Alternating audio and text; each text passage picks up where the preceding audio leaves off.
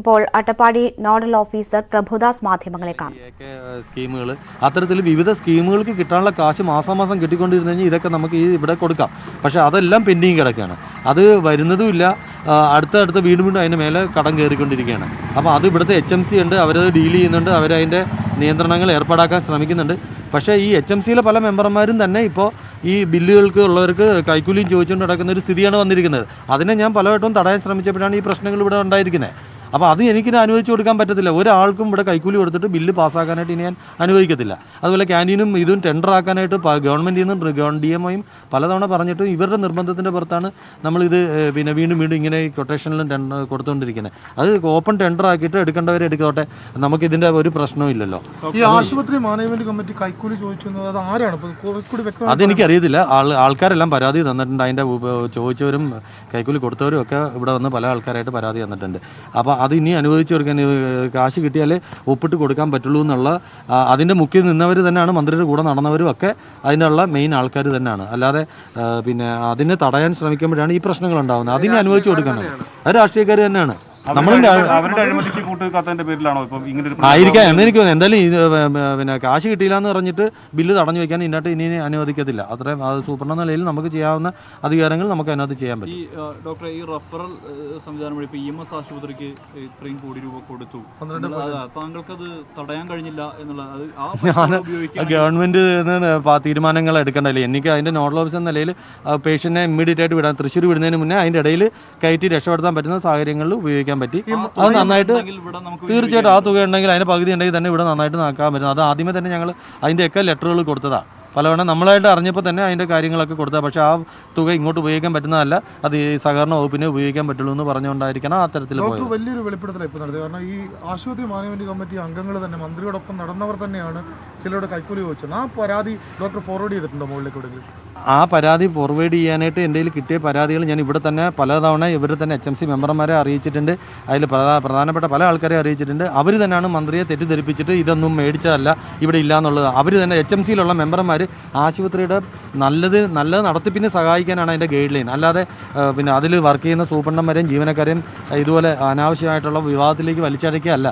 HMCയുടെ guide line തന്നെ ആശുപത്രി നന്നാക്കണം എന്നുള്ളതാണ്. ഈ സാധനങ്ങളൊക്കെ ടെൻഡർ വിളിച്ചിട്ട് പത്രത്തിൽ കൊടുത്ത് മേടിച്ച് സ്റ്റോക്ക് എടുത്ത് വെച്ചേക്കുന്ന സാധനങ്ങൾ ഇവിടെ ഇല്ല എന്ന് ആ മന്ത്രിയെ കൊണ്ടുവന്നിട്ട് തെറ്റിദ്ധരിപ്പിക്കാനായിട്ട് ഇവർക്കാരാ അധികാരം കൊടുത്തത്.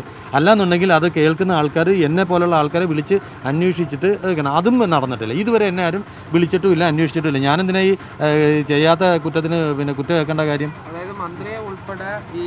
തെറ്റിദ്ധരിപ്പിച്ചിട്ടുണ്ട്. HMC മെമ്പർമാർ തെറ്റിദ്ധരിപ്പിച്ചിട്ടുണ്ട്. അതാണ് മന്ത്രി വിശ്വസിച്ചിരിക്കുന്നത്. എന്നാൽ അതിനൊരു സെക്കൻഡ് ഒപ്പീനിയൻ അവരാരും എടുത്തിട്ടില്ല. എന്ത് നടപടി ഉണ്ടായാലും എനിക്കൊരു പ്രശ്നമില്ല. ഞാൻ എന്തായാലും തെറ്റ് ചെയ്ത് കഴിഞ്ഞാൽ എനിക്ക് ഇത്രയും ഈ സ്ഥാപനം നാഷണൽ ലെവലിലേക്കും സ്റ്റേറ്റ് ലെവലിലേക്കും ഒന്നാം സ്ഥാനത്തേക്ക് സർവീസിന് ഉയർത്തിക്കൊണ്ടുവന്നാണ്. അതിലിനി പോകാൻ പറഞ്ഞു കഴിഞ്ഞാൽ തല ഉയർത്തി തന്നെ പോകും. എനിക്കൊരു പ്രശ്നമൊന്നുമില്ല.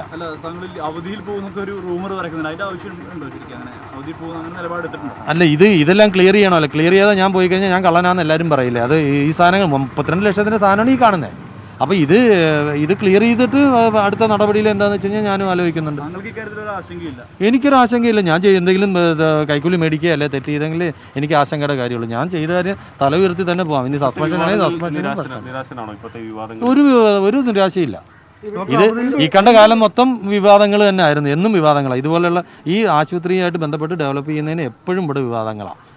അത് എന്തിനാണ് ഡോക്ടറെ ഇവിടെ കൊണ്ടുവരാൻ വേണ്ടിയിട്ട് മുറവിളി കൂട്ടിയിരുന്നു. ഒരുപാട് പേര് ആവശ്യപ്പെട്ടിരുന്നു പ്രഭുദാസനെ ഇവിടെ വരണം ശിശുമാർ ഉണ്ടായ സമയത്ത്. ആ ആൾക്കാർ തന്നെയാണ് ഇപ്പോൾ എതിർക്കുന്നത്.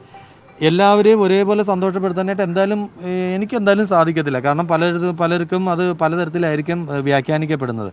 നമുക്കിവിടെ വന്നു കഴിഞ്ഞാൽ ഇപ്പം ഞാൻ നേരിട്ട് ആരെയും ചികിത്സ ചെയ്യുന്നതല്ല. എല്ലാത്തിനും ഓരോ ഡിപ്പാർട്ട്മെൻറ്റ് ഉണ്ട്. അവർക്ക് എത്തിക്കാനുള്ള സൗകര്യങ്ങൾ ചെയ്തു കൊടുക്കുക എന്നുള്ളത് തന്നെ. അത് EMSലാണെങ്കിലും മറ്റുള്ള സ്ഥലത്തിലും ഹയർ സെൻറ്ററിലാണെങ്കിലും കോയമ്പത്തൂരാണെങ്കിലും അവർക്കുള്ള വണ്ടി അറേഞ്ച് ചെയ്ത് കൊടുക്കുക, അവിടുത്തെ സൗകര്യങ്ങൾ ഏർപ്പാടാക്കി കൊടുക്കുക എന്നുള്ള ഒരു വർക്കാണ് ഇപ്പോൾ ചെയ്യുന്നത്. അതിനകത്ത് ഇപ്പം കുറേ പേരുമായിട്ട് നേരിട്ടൊന്നും കാണാൻ പറ്റില്ല. അതുകൊണ്ട് ഇനി ഞാൻ അഴിമതിക്കാരനാണ് അല്ലെങ്കിൽ വേറെ തരത്തിൽ ചിത്രീകരിക്കുന്നത് എനിക്കറിയത്തില്ല. അതെന്താണ് അങ്ങനെ വരുന്നതെന്നുള്ള കാര്യം എനിക്കറിയത്തില്ല.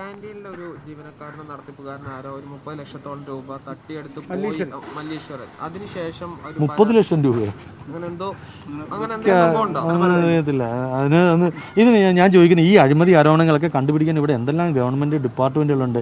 അവരെ അന്വേഷിച്ച് വെച്ചിട്ട് ഈ പറഞ്ഞ എല്ലാ കാര്യങ്ങളും ഒന്ന് വിജിലൻസിന് വിട്ടിട്ട് നല്ലൊരു അന്വേഷണം നടത്തി അത് റിപ്പോർട്ട് കൊടുക്കണമെന്ന് തന്നെയാണ് ഞാൻ പറയുന്നത്. അപ്പോൾ അതിനകത്ത് ആരൊക്കെയാണ് അവധിയിൽ പോകാനുള്ള തീരുമാനം മാനസികമായി എടുത്തോ? ഇല്ലില്ല. എടുത്തിട്ടില്ല. വിജിലൻസ് അന്വേഷണ കാര്യത്തിൽ വന്നുകൊണ്ട് ഒരു വിഷയം സന്തോഷമേ ഉള്ളൂ. കാരണം ഇത് ക്ലിയർ ചെയ്യുമല്ലോ. ഏതെങ്കിലും ഒരാൾ ഇപ്പം ഇത് നന്നാക്കുന്നതിൻ്റെ പേരത്തിൽ ഞാൻ ശിക്ഷ അനുഭവിക്കണമെങ്കിൽ എനിക്ക് സന്തോഷമേ ഉള്ളൂ. പിന്നെ ആശുപത്രി നന്നാക്കുന്ന കാര്യത്തിൽ ഒരു നടപടി എടുത്താൽ ശിക്ഷ അത് നന്നായി സ്വീകരിക്കാം, കുഴപ്പമൊന്നുമില്ല.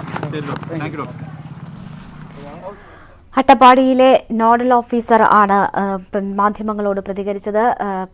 നോഡൽ ഓഫീസർ പ്രഭുദാസിനെ എതിരെ നടപടി ഉണ്ടാകുമെന്ന വാർത്തകൾ വരുന്നതിനിടെയാണ് മന്ത്രിക്കൊപ്പമുള്ളവരാണ് കൈക്കൂലിക്കാർ, അവർ മന്ത്രിയെ തെറ്റിദ്ധരിപ്പിക്കുകയായിരുന്നു തുടങ്ങിയ ആരോപണങ്ങൾ അദ്ദേഹം വീണ്ടും ഉന്നയിക്കുന്നത്. നേരത്തെ സമാനമായ നിലയിലുള്ള ആരോപണങ്ങൾ ഉന്നയിച്ചതിന് സാഹചര്യത്തിലാണ് അയാൾക്കെതിരെ നടപടി ഉണ്ടാകും എന്ന തരത്തിലുള്ള വാർത്തകൾ വരുന്നത്. എന്നാൽ താൻ ഒരു തെറ്റും ചെയ്തിട്ടില്ല, വിജിലൻസ് അന്വേഷണം ഉൾപ്പെടെ എന്തും നടക്കട്ടെ, ഇവിടെ കുറ്റക്കാർ ആര് എന്നുള്ളത് കണ്ടെത്തട്ടെ എന്നതാണ് അദ്ദേഹം പറയുന്നത്.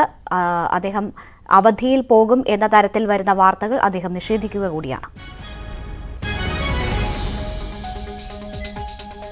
ആരോഗ്യമന്ത്രിയുടെ അട്ടപ്പാടിയിലെ അപ്രതീക്ഷിത സന്ദർശനത്തെ തുടർന്നാണ് നോഡൽ ഓഫീസറുമായി ബന്ധപ്പെട്ട വിഷയം ഉയരുന്നത്. നോഡൽ ഓഫീസറെ ഒഴിവാക്കിയാണ് മന്ത്രി അവിടെ സന്ദർശനത്തിനെത്തിയത്. തുടർന്നാണ് അദ്ദേഹം മാധ്യമങ്ങളോട് മന്ത്രിയുടെ അപ്രതീക്ഷിത സന്ദർശനത്തെ വിമർശിച്ച രീതിയിൽ സംസാരിച്ചത്. ഇതിനെ തുടർന്ന് അദ്ദേഹത്തിനെതിരെ നടപടികൾ ഉണ്ടാകും എന്നാണ് വരുന്ന വാർത്തകൾ. ഈ സാഹചര്യത്തിൽ അദ്ദേഹം വീണ്ടും മാധ്യമങ്ങളെ കാണുകയായിരുന്നു. താൻ അവിടെ ഏറ്റവും കാര്യക്ഷമമായി തന്നെ ഏൽപ്പിച്ച ദൗത്യം ചെയ്തിട്ടുണ്ട്, പക്ഷേ മന്ത്രിക്കൊപ്പമുള്ളവർ മന്ത്രിയെ തെറ്റിദ്ധരിപ്പിക്കുകയായിരുന്നു, അവർ കൈക്കൂലിക്കാരാണ് എന്ന ഒരു ആരോപണമാണ് അദ്ദേഹം വീണ്ടും നടത്തിയിട്ടുള്ളത്.